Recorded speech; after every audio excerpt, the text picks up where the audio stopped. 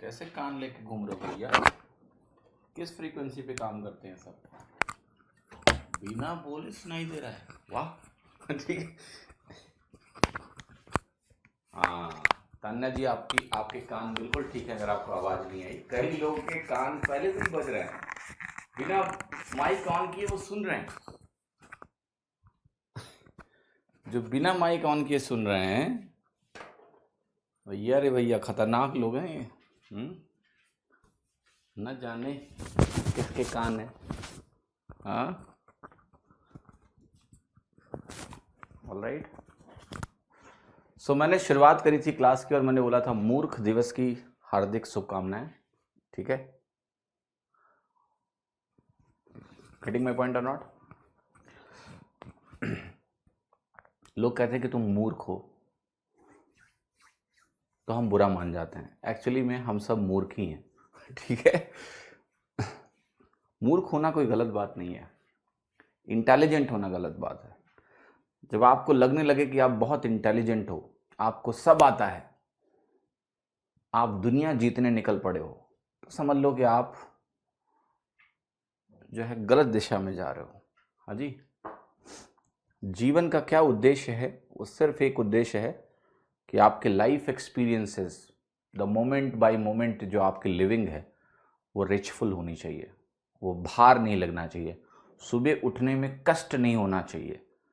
मतलब जब आपको उठ रहे हो, कई लोग बिस्तर में रोल करते रहते हैं बार बार, because they have what they are doing they don't like. ठीक है, it's good to be fool,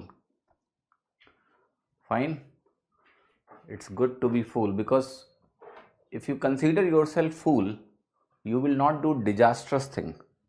Okay, because हमेशा आपको लगेगा कि हाँ बहुत कुछ है जो शायद मैं नहीं जानता हूँ, तो you will be grounded.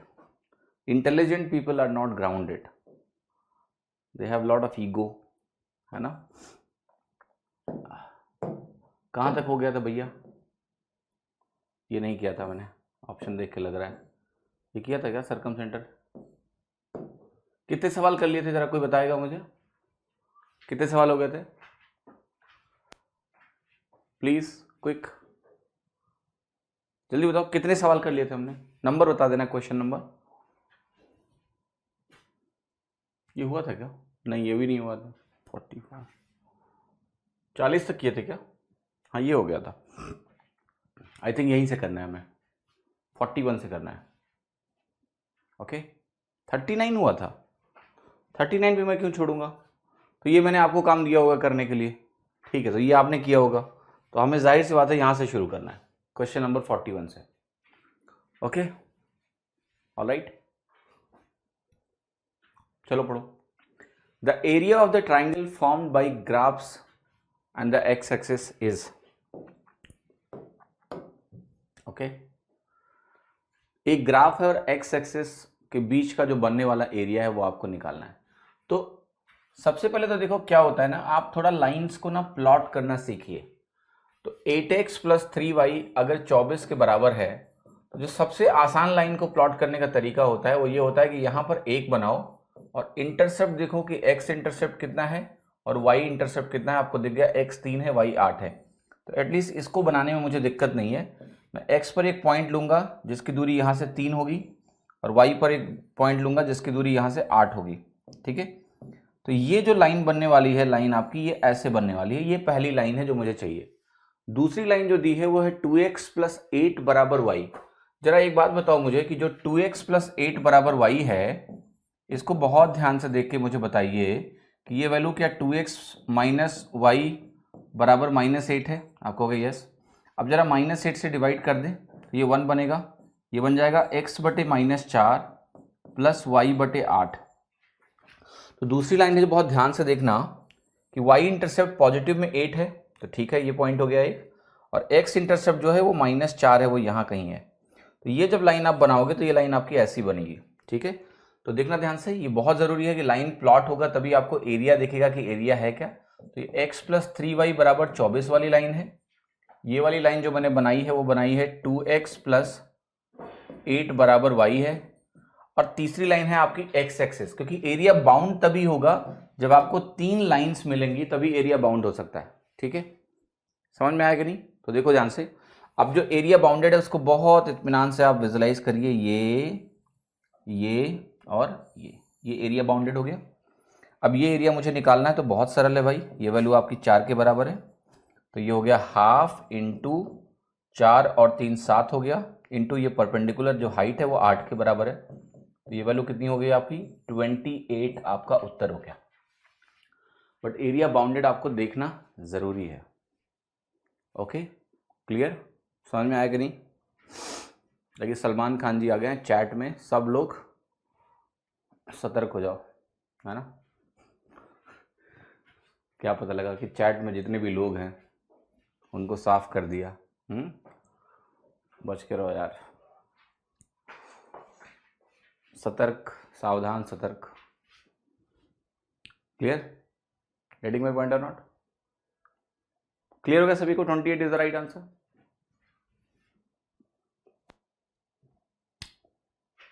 एक बार ऐसा लगा था ना कि भाई साहब जेल चले गए, फिर उस दिन ऐसा ड्रामा हुआ ना कि गए ही नहीं, सुबह निकल आए, फिर उस केस का क्या हुआ पता ही नहीं है। ठीक है। So law in India works very differently for different kind of people. और एक भाई साहब अभी थे जिन्होंने कुछ किया ही नहीं, उनकी पूरी जवानी बर्बाद कर दी जेल में भाई, वो कितने साल बाद जेल से बाहर आए। तो कानून जो है ना वो, उसमें भी एक क्लास डिवाइड है कि जो कांड करके बैठे हैं वो भी छूटे हुए हैं, और जिन्होंने कुछ नहीं किया उनको उठा के ठूस दिया। 20-22 साल जिंदगी के ऐसे ही निकल जाते हैं, फर्जी, है ना? फिर अदालत कहेगा माफी, सॉरी आपके साथ ज्यादती हुई है, जाती हुई है, गलत हुआ आपके साथ, उसकी जिंदगी बर्बाद हो गई पूरी। What is the area of a triangle found by the graphs this and y is equal to 0? जरा लगाना,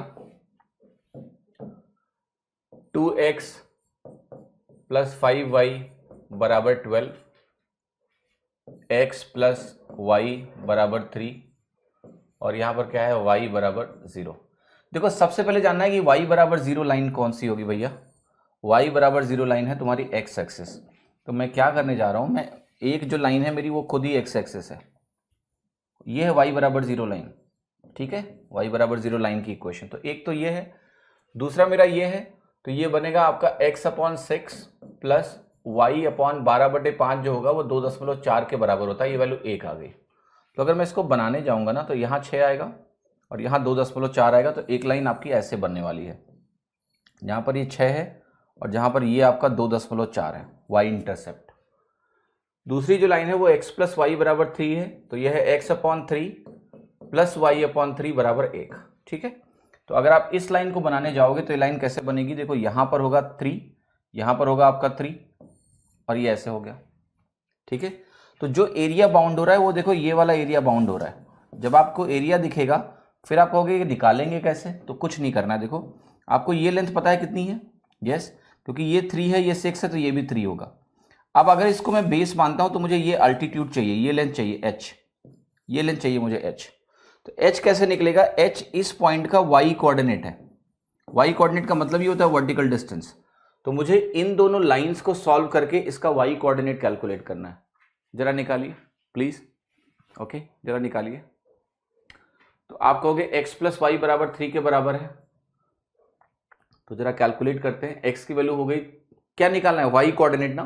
तो y निकालने के लिए मैं क्या करूंगा? x को एलिमिनेट करूंगा, तो मैं इसको 2 से मल्टीप्लाई कर दूंगा, 2 से मल्टीप्लाई करके सब्ट्रैक्ट कर दो। तो 5 माइनस 2 कितना हो गया? 3y बराबर 12 माइनस 6 कितना हो गया? 6।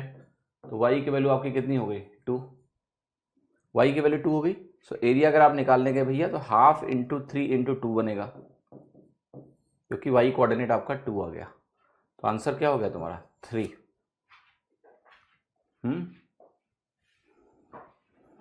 क्लियर, समझ में आया? गेटिंग माय पॉइंट और नॉट?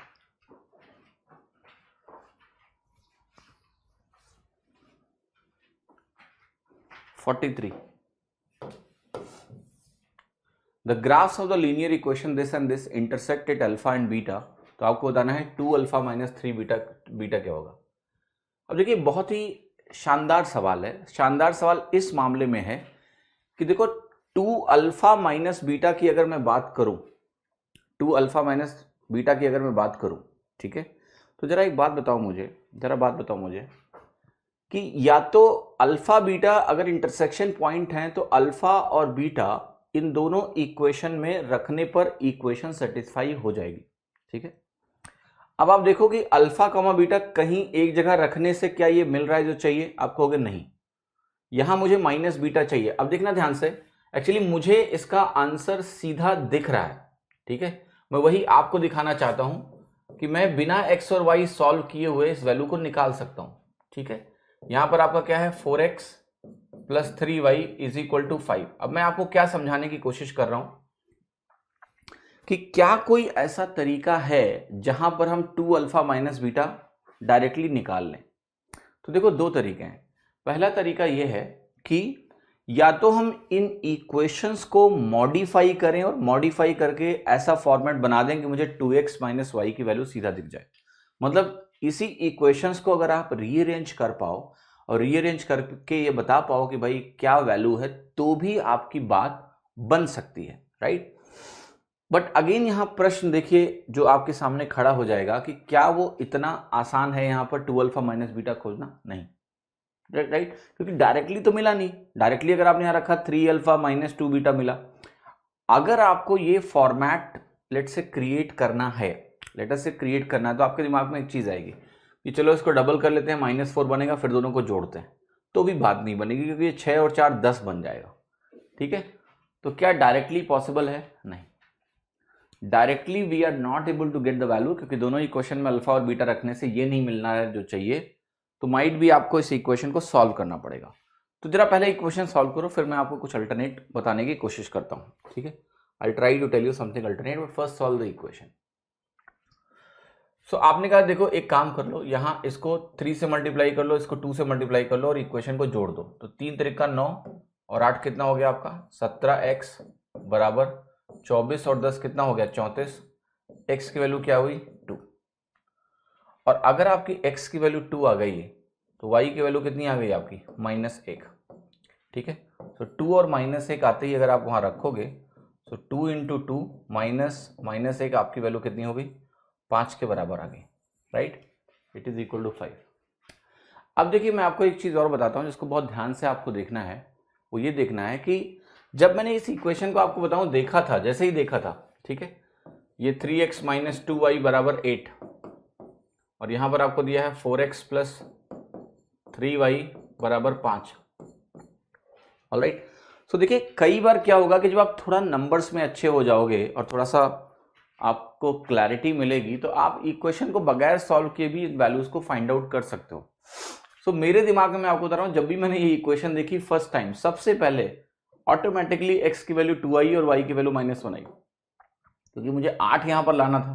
तो 8 लाने का जो मोस्ट सिंपल कॉम्बिनेशन जो बनने वाला है, क्योंकि देखो यहां से मिलेगा हमेशा इवन नंबर, ये हमेशा ऑड देगा अगर आप x को ऑड रखोगे तो जाहिर सी बात है मुझे यहां इवन बनाना पड़ेगा, तभी इवन माइनस इवन इवन आएगा।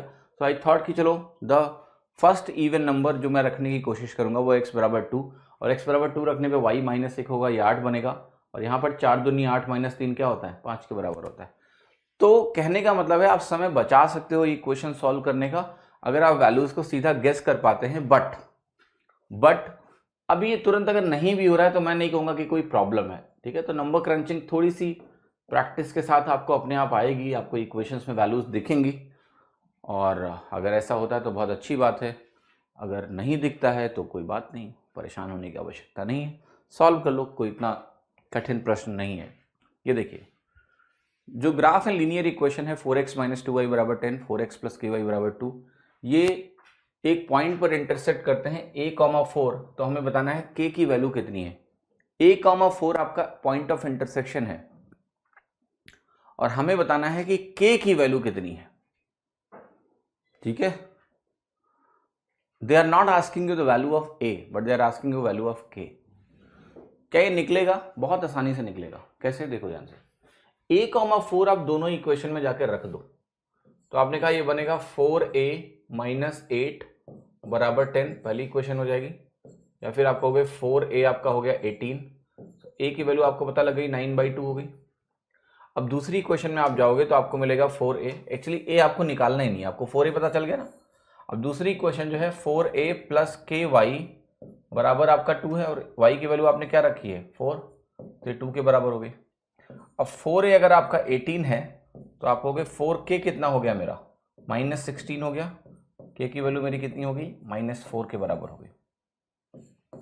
तरीका नंबर एक, but I don't like this तरीका, देयर इज मच बेटर तरीका अवेलेबल। कैसे? देखो आपको पता है कि दोनों x कोऑर्डिनेट क्या है, a है, जहां भी इंटरसेक्शन होगा तो मैं इन दोनों इक्वेशन को सीधा सब्ट्रैक्ट ना कर दूं, तो अगर आप सीधा सब्ट्रैक्ट करोगे तो आपको मिलेगा k + 2 × y बराबर, मैंने सीधा दिस माइनस दिस कर दिया तो k + 2 × y मिल गया, और इधर आपको मिलेगा -8। आप y की वैल्यू को रखो 4, क्योंकि यहाँ y क्या है 4 है, 4 यहाँ मला -2 आपको, सो k + 2 आपका क्या हो गया -2, k की वैल्यू आपकी हो गई -4, कैंसिल आउट हो गए। तो मेरा कहने का मतलब ये था कि ये रूट अपनाने की जरूरत नहीं कि 4a निकाल के यहाँ रख रहे हैं, आपको पता है कि जहाँ इंटरसेक्शन होगा वहां पर 4x इक्वल होंगे, तो सीधे आप सब्ट्रैक्ट कर दो ना, इनको सीधा सब्ट्रैक्ट करोगे x गायब हो गया, बचा सिर्फ y का टर्म, k + 2 × y -8 है, y की वैल्यू 4 है, y की वैल्यू अगर 4 है तो k की वैल्यू कितनी होगी -4 होगी, ज़्यादा बेहतर है। ठीक है, much better. What is the reflection of point 5, -3 in the line y = 3? ठीक है, what is the reflection of point 5, -3 in line y = 3? y = 3 कौन सी लाइन होती है? जो x एक्सिस के पैरेलल होती है, y कोऑर्डिनेट नहीं बदलेगा, x कोऑर्डिनेट चेंज हो जाएगा और वो भी नेगेटिव हो जाएगा, तो ये बनेगा -5, 3। क्या ये सही है? गलत। क्या होगा आंसर बताओ? What will be the answer here? क्या x y दोनों कोऑर्डिनेट बदलेंगे? x कोऑर्डिनेट चेंज होगा, y नहीं होगा। y = 3 is a line parallel to x axis, so x coordinate will become negative, y coordinate will remain same or not? कोई भी answer इसमें सही है नहीं? कहीं भी तकलीफ हो रही है यार, बना लो ना। कौन सा कोऑर्डिनेट बदलेगा भैया? भूल गए? y = 3 is line parallel to x axis, अगर लाइन x axis के पैरेलल है तो x कोऑर्डिनेट नहीं बदलेगा, y कोऑर्डिनेट नेगेटिव हो जाएगा। तो अगर आप 5, -3 से शुरुआत कर रहे हो, लेट से यहां पर पॉइंट है आपका 5, -3 से शुरुआत कर रहे हो, और अगर आप रिफ्लेक्शन ले रहे हो तो क्या बनेगा? ये 5, 3 बन जाएगा। गलत। देखो ध्यान से, y = 3 लाइन में आपको मैंने कुछ बता रखा है कि x कोऑर्डिनेट नहीं बदलेगा, ये तो 5 ही रहेगा। ठीक है, और आपको कुछ ध्यान है, 2 अल्फा माइनस दिस, 6 - 3 ये 9 बनेगा। आप ऐसे भी सोच सकते हो कि भैया ये डिस्टेंस देखो और ये डिस्टेंस किसके बराबर है, आपने कहा ये y = 3 है तो 6 के बराबर है, तो यहाँ ये 6 और जाएगा इधर रिफ्लेक्शन लेके, तो ये वैल्यू यहाँ से 3 से 9 हो जाएगी। ये सब बढ़ा चुका हूँ। ठीक है, तो y कोऑर्डिनेट यहाँ पर ऐसा नहीं कि x एक्सिस के अबाउट रिफ्लेक्शन लेना है। अगर हम y = 0 के अबाउट रिफ्लेक्शन लेंगे तो y कोऑर्डिनेट क्या होगा? जस्ट नेगेटिव हो जाएगा और x नहीं बदलेगा। बट यहाँ रिफ्लेक्शन एक पर्टिकुलर लाइन के अबाउट है, y = 3, तो x कोऑर्डिनेट सेम रहेगा, y कोऑर्डिनेट क्या हो जाता है याद है आपको? 2 β - b, 2 β - b आप करोगे, याद है? तो आपकी वैल्यू क्या आ जाएगी? 5,9, 5,9। सो बेटर है विजुलाइज करो, कभी भी कंफ्यूजन है तो। Find the coordinate of circum centre of A triangle ABC जिसके वर्टिसेस आपको दिए हैं। अच्छा सवाल है। ठीक है, अब ध्यान से समझो पहले इस सवाल को। 3,2, 1,4 और 5,4। क्लियर? अब देखो ये जो लाइन है इसकी दूरी कितनी है, मैं पूछ रहा हूं, ऐसे ही समझना चाहता हूं कि ट्राइंगल क्या है, ऐसे ही। सो आपने कहा कि देखो ये जो लाइन है इसकी दूरी तो साफ साफ दिख रही है, 1, 4, 5, 4। तो ये जो लाइन है इसका y कोऑर्डिनेट सेम है, तो x एक्सिस के पैरेलल हुआ, और अगर ये x एक्सिस के पैरेलल हुआ, अगर ये x एक्सिस के पैरेलल हुआ तो आप कहोगे ये लेंथ कितनी होगी? ये लेंथ आपकी 4 के बराबर होगी, बट उसका कोई फायदा नहीं है। देखो, या तो आप कुछ ऐसा कोशिश करो कि चलो ठीक है ये राइट एंगल ट्राइंगल है, तो हम देखेंगे हाइपोटेनस का मिड पॉइंट होगा, that is one possibility, okay, that you can think of. Definitely it's possible. तो या तो आप पहले देखो कि ट्राइंगल का नेचर क्या है। अगर ट्राइंगल राइट एंगल होगा तो हाइपोटेनस का मिड पॉइंट बनेगा। तो जरा देख लेते हैं, उस तरीके से भी देख लेते हैं, फिर मैं दूसरा तरीका आपको बताता हूं। तो ये लेंथ 4 के बराबर हो गई, क्योंकि ये y कोऑर्डिनेट है तो x में कितना चेंज है वो लिख दिया मैंने। यहां पर आप देखो तो आपको मिलेगा 3 माइनस 1 2 का होल स्क्वायर प्लस 2 का होल स्क्वायर। तो ये वैल्यू किसके बराबर होगी? ये वैल्यू आपकी होगी सिंपली √8। हुआ कि नहीं हुआ? यहां पर भी आपका यही वैल्यू बन रहा है, √2 का स्क्वायर प्लस √2 स्क्वायर, तो ये भी बन रहा है आपका √8। तो आपको बेसिकली जो ट्राइंगल मिल रहा है, मैं आपको दिखाता हूं क्या मिल रहा है। आपको मिल रहा है ये लेंथ 4, ठीक, और ये वैल्यू मिल रही है √8 और ये वैल्यू मिल रही है √8। ये एक्चुअली में एक राइट एंगल ट्राइंगल है। और ये जो लेंथ है आपके सामने लिखी हुई है, ये लेंथ है आपका 1,4 और ये लेंथ है आपका 5,4 और vice versa. I will write this to be 1,4 something like that, और ये है 5,4 लेट्स से, कुछ ऐसा। तो आपको पता है राइट एंगल ट्राइंगल में जो सर्कम सेंटर होता है वो मिड पॉइंट होता है। यहाँ पर मिड पॉइंट का कोऑर्डिनेट कैसे बनेगा? 5 + 1 6/2 3 और 4 + 4 8/2 4, 3,4 आपकी वैल्यू आ गई, व्हिच इज आंसर टी। मिल गया। तो सर्कम सेंटर आप ऐसे निकाल सकते हो कि आप नेचर ऑफ ट्राइंगल देख लो लेंथ निकाल के, अगर वो राइट एंगल होगा तो मिड पॉइंट पर होगा, ठीक है। अगर आपको ये नहीं करना है तो क्या करोगे?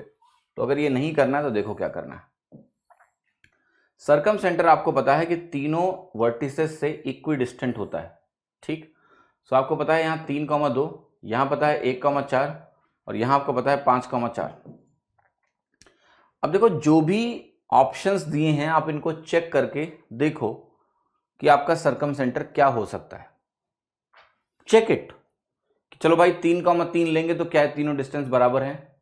आपने कहा 3,3 हमने लिया तो ये 3 - 1 हो गया 2 का स्क्वायर, 3 - 4 1 का स्क्वायर, 2 का स्क्वायर 1 का स्क्वायर बनाएगा √5। यहां फिर आप जाके चेक करो तो आपको मिलेगा 5 - 3 2 का स्क्वायर, 4 - 3 1 का स्क्वायर, ये भी आपका 5 बन रहा है, ठीक है, अच्छी बात है। पर ये भी चेक करना पड़ेगा ना। तो 3,3 से अगर आप करोगे तो 3,3 से ये 0 दे देगा और ये 1 का स्क्वायर बराबर नहीं हुआ, पहला गलत हो गया। ऐसे आप चेक कर लो, 3 गलत हो जाएंगे, 1 सही हो जाएगा। तो आप ये भी देख सकते हो कि कौन सा वाला पॉइंट तीनों वर्टिसेस से इक्वी डिस्टेंट है, वही मेरा सर्कम सेंटर होगा, या नेचर ऑफ ट्राइंगल से आप फाइंड आउट करोगे, ठीक है। Make sense? Yes. Find the area of the triangular region enclosed by the graphs this and y axes. Try करो। अभी आपको कई सारे सवाल मैंने करा दिए इस पे बेस्ड, तो जरा प्लीज करिए इसको। सो x + y = 6 जो है वो मैं बना रहा हूं, x + y = 6। सो x + y = 6 अगर हम प्लॉट करेंगे तो आपका कुछ ऐसा बनेगा। ये लेंथ भी 6 जाएगा और ये लेंथ भी आपका 6 जाएगा। पहला 2x + 5y, अच्छा अभी तो किया यार, बिल्कुल ऐसा ही सवाल ना। 2x + 5y = 12, तो ये x/6 यहाँ पर सेम इंटरसेप्ट आएगा और y पे कितना आ रहा है, √2.4 आ रहा है। तो ये जो लाइन बनेगी ना दूसरी वाली, ये कुछ ऐसी बनेगी, ये लेंथ आपकी 2.4 हो जाएगी, ठीक है, और ये 6 ही रहेगी, दूसरी लाइन हो गई। और y एक्सिस, तो y एक्सिस आपकी ये वाली लाइन हो गई। तो जो एरिया बाउंडेड है वो ये वाला है, एरिया बाउंडेड है ना। तो यहाँ पर जो आपका बेस है हाफ इंटू बेस लेंथ आपकी ये बनेगी, ये वाली, तो ये है 6 - 2.4 इंटू, अगर मैं अल्टीट्यूड की बात करूंगा तो ये पूरी लेंथ है, विच इज इक्वल टू 6। तो यहाँ हो गया 3.6 इंटू 3 बराबर 10.8, विच इज 10.8। आंसर क्या हो गया तुम्हारा? डी। ट्रेडिशनल किसका? ट्रेडिशनल पिंटू। देखिए traditional is very complex. Circum centre का मैंने ट्रेडिशनल आपको इसलिए नहीं बताया, इसका रीजन है। ट्रेडिशनल अगर आपको करना है तो आपको समझना पड़ेगा ऐसे, देखो ध्यान से, घर पे काम दे रहा हूं करना, फिर आपको नहीं करेंगे। x1 y1 x2 y2 x3 y3। आपको मान लिया सर्कम सेंटर के क्वाड्रेंट निकालने हैं किसी भी जनरल ट्राइंगल के लिए, तो आप कैसे निकालोगे? आप कहोगे मुझे पहले तो एक लाइन निकालनी पड़ेगी जो इसका, क्या इसका मिड पॉइंट आप निकाल सकते हो? यस। फिर क्या इसके परपेंडिकुलर लाइन निकाल सकते हो? आप कहोगे यस। मिड पॉइंट निकल जाएगा मिड पॉइंट थ्योरम से। परपेंडिकुलर लाइन की equation passing through mid point निकल जाएगी, यस। तो ये हो गई एक लाइन आपकी जो परपेंडिकुलर बाइसेक्टर है। फिर दूसरे का भी परपेंडिकुलर बाइसेक्टर लिख लो। जो इसका पॉइंट ऑफ इंटरसेक्शन होता है वही आपका सर्कम सेंटर होता है, राइट। तो जैसे अगर आपको ये सवाल करना है इस प्रोसेस से, तो आप कहोगे कि देखो भैया इसका मैं मिड पॉइंट निकालूंगा और इसका मिड पॉइंट कितना आएगा 2,3 आएगा, यस। अब 2,3 से पास होने वाली एक लाइन निकालो जो कि इस लाइन के परपेंडिकुलर है। तो आपको उस लाइन की इक्वेशन चाहिए या फिर आपको स्लोप लिखना पड़ेगा इसका फिर इसका। दो लाइंस आप ऐसे लिख लो और उनका पॉइंट ऑफ इंटरसेक्शन क्या होगा, सर्कम सेंटर होगा। अननेसेसरी लंबा है, इसलिए मैंने बोला है कि जब भी ये सवाल आपका सर्कम सेंटर का आएगा आप इस नॉलेज को यूज करो कि ये लेंथ क्या है, बराबर है। राइट एंगल ट्राइंगल में क्या होता है, हाइपोटेनस का मिड पॉइंट होता है, यूजुअली वही सवाल आएंगे, ठीक है। तो आपको ज़्यादा पेन और पैनिक होने की ज़रूरत नहीं है, वो अननेसेसरी लंबा तरीका निकल जाएगा। आपको सर्कम सेंटर की प्रॉपर्टी पता है कैसे बनता है, तो उन लाइंस को लिख के इंटरसेक्शन निकाल लो, सर्कम सेंटर होगा, बट वो बहुत टाइम लेगा, आपका ज़रूरत नहीं है उसकी। Find the equation of the straight line जो बाइसेक्ट करता है PQ और PB को, PQ और PB को।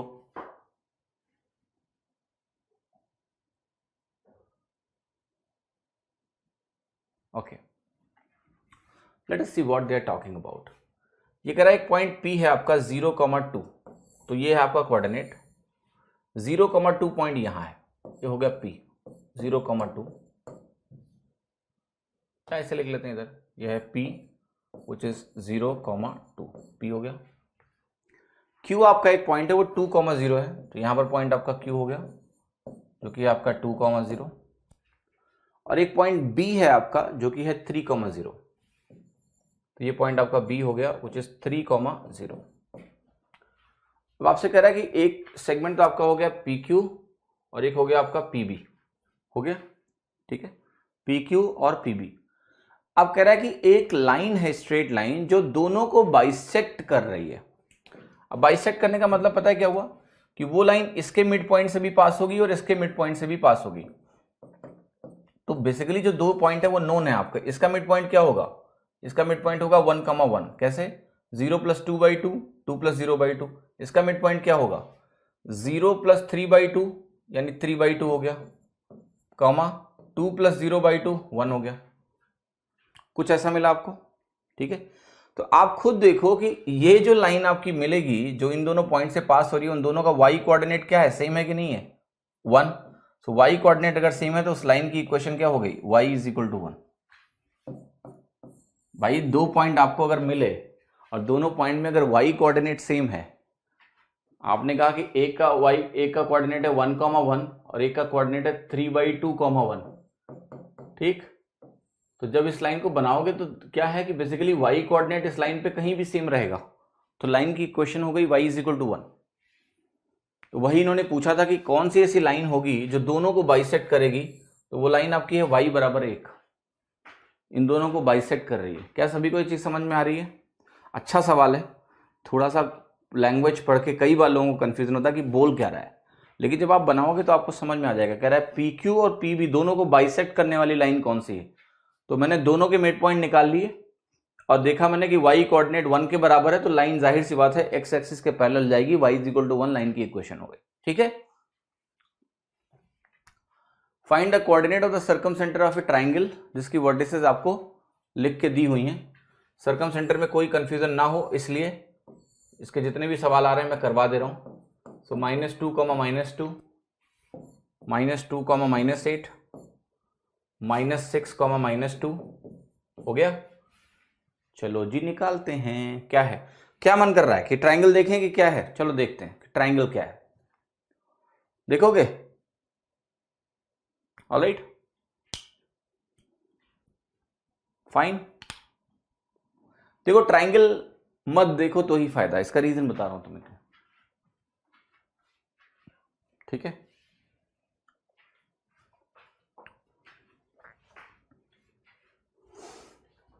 कि देखेंगे, देखो सबसे पहले आप एक चीज ऑब्जर्व कर सकते हो कि क्या कोई भी ऐसा ऑप्शन है जो किसी भी गिवन साइड का मिड पॉइंट है, तो आप कहोगे यहां देखो क्या बनेगा मिड पॉइंट, -2 -2 है तो ये तो -2 ही रहेगा, -2, -5 तो नहीं दिया हुआ है तो ये तो छोड़ दो। यहां देखो -8 -4 दे देगा, -10 -5 देगा, -4 -5 दिया हुआ है, यानी इसका मिड पॉइंट ऑप्शन में दिया हुआ है।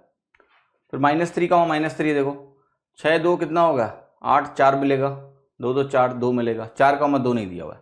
तो ये एक साइड का मिड पॉइंट यहां पर दिया हुआ है।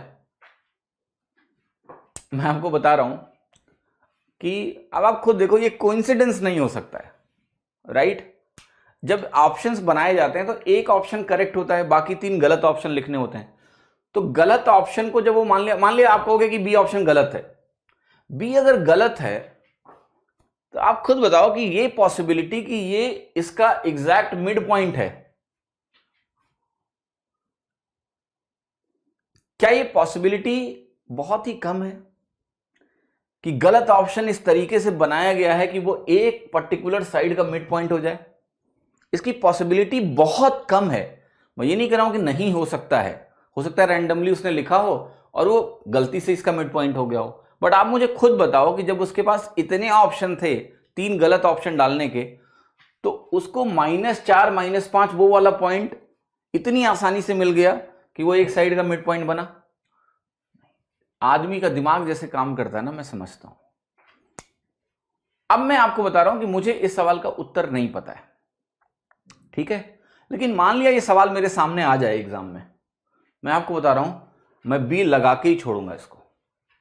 मुझे अभी भी इसका उत्तर नहीं पता है कि क्या है, ना ही मैंने ये सवाल बनाया है, ना ही मैंने सवाल पहले देखा है सेम सवाल के क्या डेटा है इसका। बट मैं आपको बता रहा हूं कि ये सवाल अगर मेरे सामने एग्जाम में आएगा, मैं बी लगा के छोड़ूंगा। अगर मेरे पास टाइम नहीं है तो, टाइम है तो मैं चेक करूंगा, क्योंकि मुझे ऐसा लग रहा है कि एक साइड का मिड पॉइंट अगर यहां पर दिया हुआ है तो ये कोइंसिडेंस नहीं हो सकता है, ये डेफिनेटली ये करेक्ट ऑप्शन है, इसीलिए दिया हुआ, ऐसा मुझे लगता है।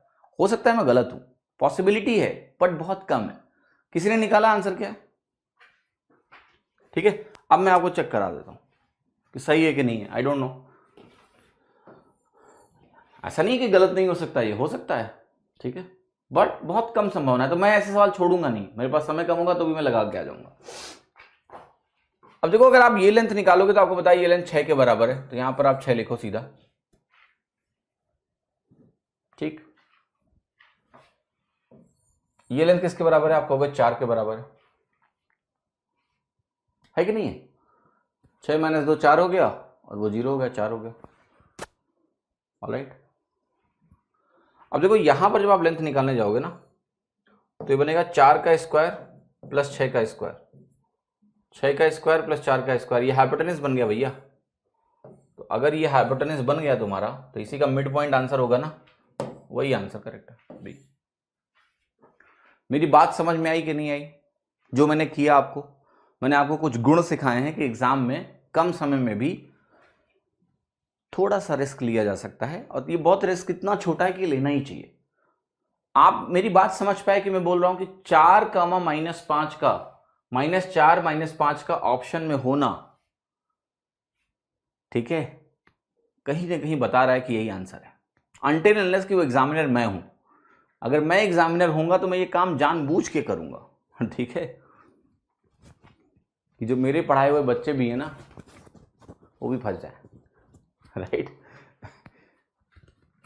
बट आपको मालूम है इतना कौन सोचता है, हर सवाल बनाने के पैसे मिलते हैं लोगों को, कहते हैं ठीक है करेक्ट ऑप्शन है ना, बस ठीक है, बाकी तो कुछ रैंडमली डाल दो, ऐसे ही बनाते हैं लोग, मैं जानता नहीं हूं क्या,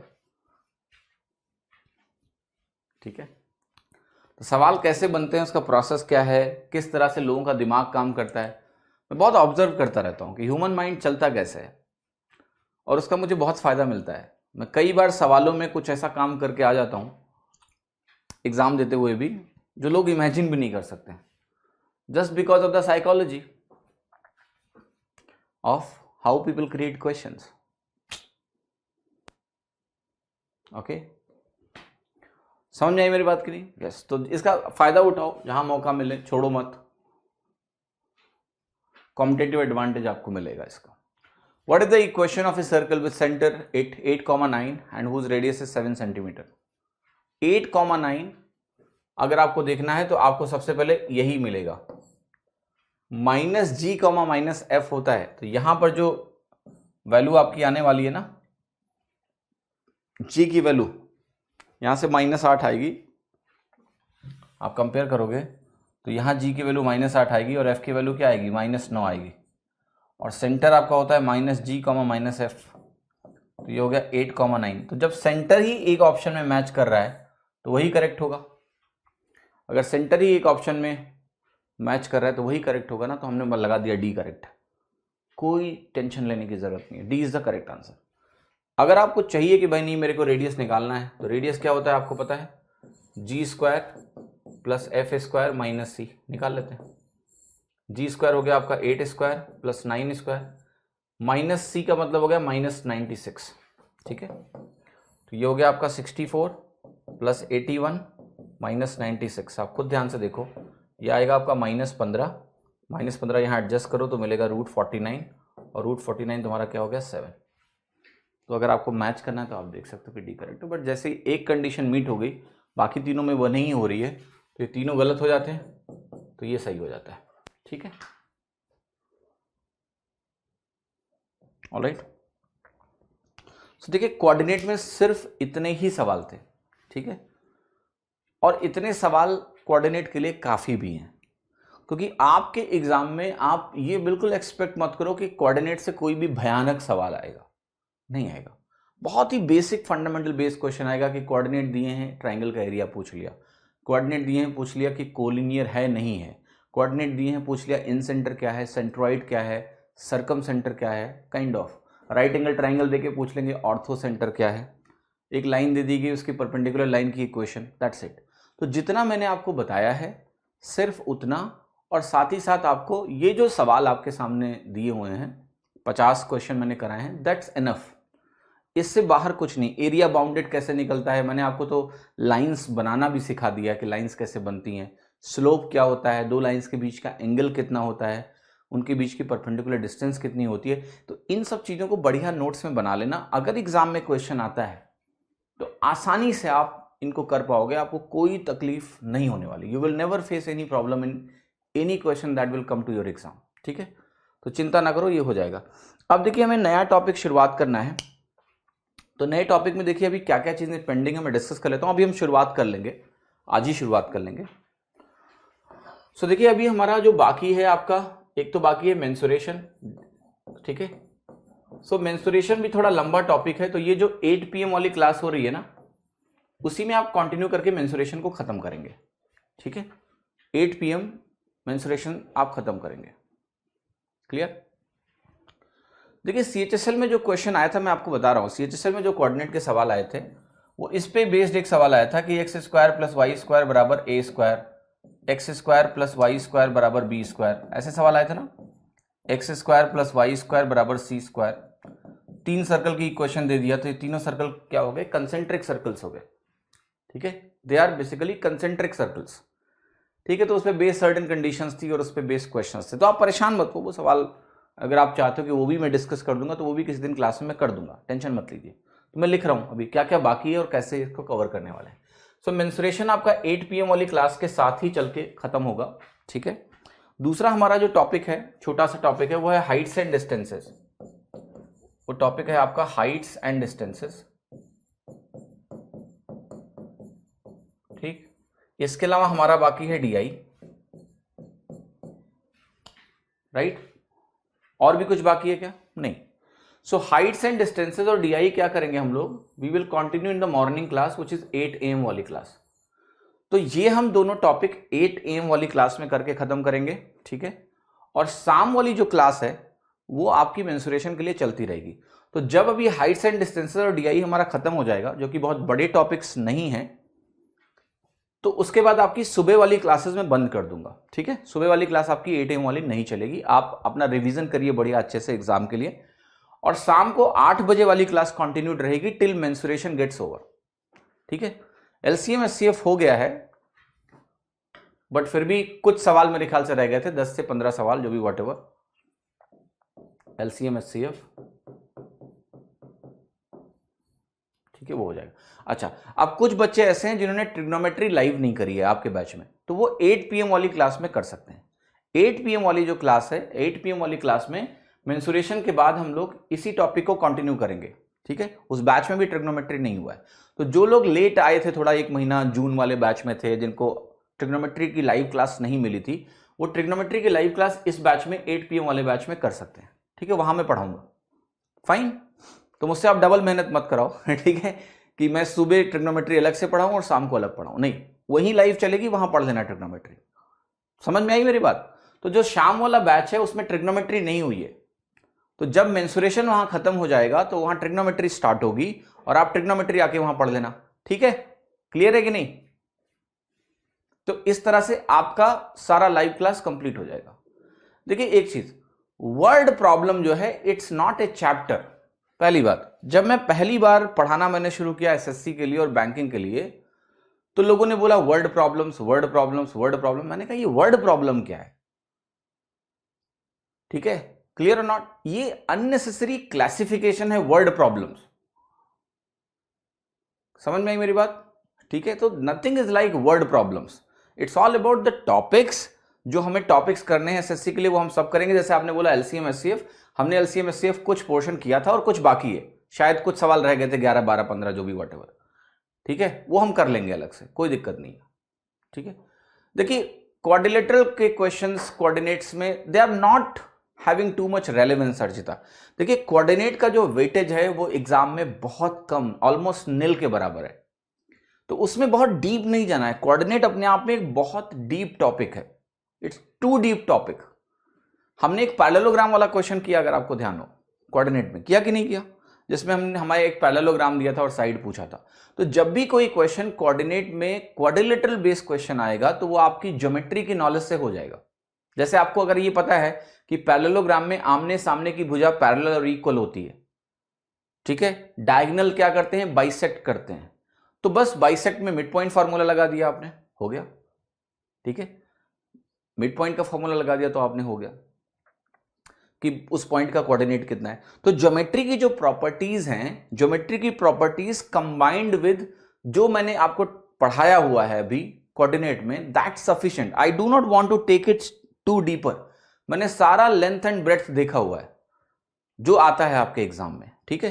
तो उसके लिए क्लैरिटी की जरूरत है। Do not chase number of questions in coordinate too much, it's waste of time, actually waste of time है आपका। जो एफर्ट है आपका अगस्त वाले बैच में नंबर सिस्टम शाम को होगा। देखो जो टॉपिक्स आपके नहीं हुए हैं मॉर्निंग में 8 AM बैच में, मान ले जो लेट ज्वाइन किए थे या दूसरे बैच में थे, इनको मर्ज किया गया था, they can do that in the 8 PM class, tension ना लो, ठीक है। वो शाम वाले 8 PM में कंटिन्यू करके आपको मिल जाएगा, क्लियर, ठीक है। तो this way nothing will be left over, सब होगा। तो ये वर्ड प्रॉब्लम नाम की कोई चीज नहीं होती है, ठीक है। Even till date I do not understand what is a word problem. If you give me सवाल कर, सर क्या ये वर्ड प्रॉब्लम है, भैया मैं नहीं बता सकता, इतनी मैथ ही नहीं आती मुझे ठीक है। तो ये होता क्या है ना कि अननेसेसरी क्लासिफिकेशंस लोगों ने क्रिएट किए हैं, मुझे नहीं पता इसका लॉजिक क्या है। इवन जब मैं आपको बताऊं, जब मैं एसएससी में आया पहली बार तो मैंने सुना टर्म्स एडवांस मैथ, मैंने कहा ये कौन सी मैथ है जो मैंने पढ़ी ही नहीं है, मुझे आती नहीं है एडवांस मैथ। यार there is a math, what is advance math? Have you ever heard about advance math in class 10th 11th? Arithmetic सुना है हमने, अंक गणित, हमने अलजेब्रा सुना है, बीज गणित, हमने कोऑर्डिनेट ज्योमेट्री सुना है, रेखा गणित, पर यार हमने कभी ये नहीं सुना था कि एडवांस मैथ भी कोई चीज होती है। फिर पता चला नहीं, एसएससी की कोचिंग ने ये पॉपुलर किया है टर्म एडवांस मैथ, जिसमें आपके ये टॉपिक्स आते हैं, दिस, ठीक है। Otherwise there is a maths, where is the advance math and where is the what?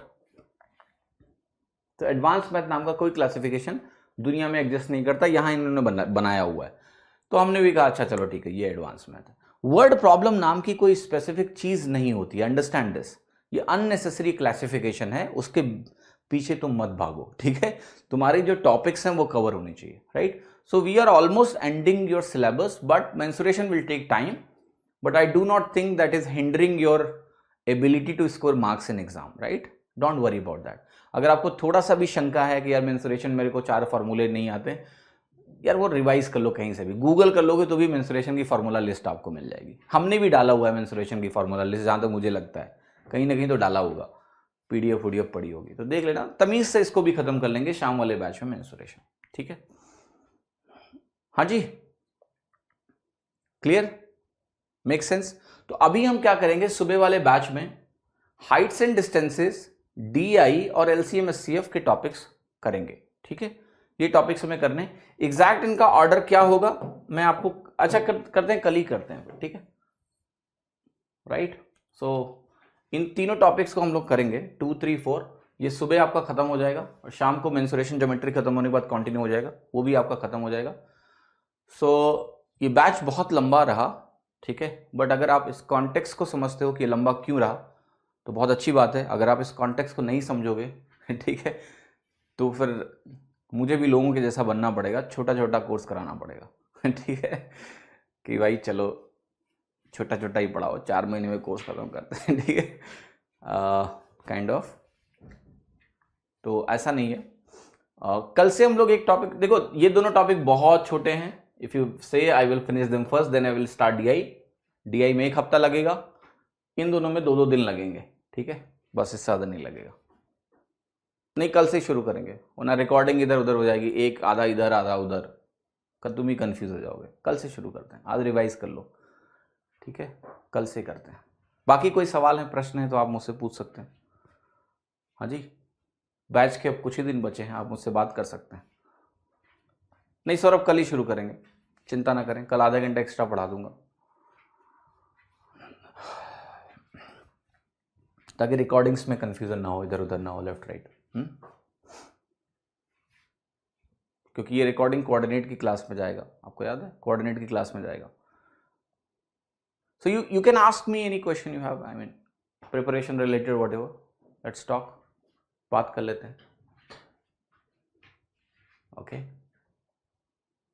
देखो सलमान खान कह रहा है DI पढ़ा दो पहले, तो वो डेटा क्रंच करके देखेगा पहले कि किस रोड पे जाने से ज़्यादा लोग उड़ेंगे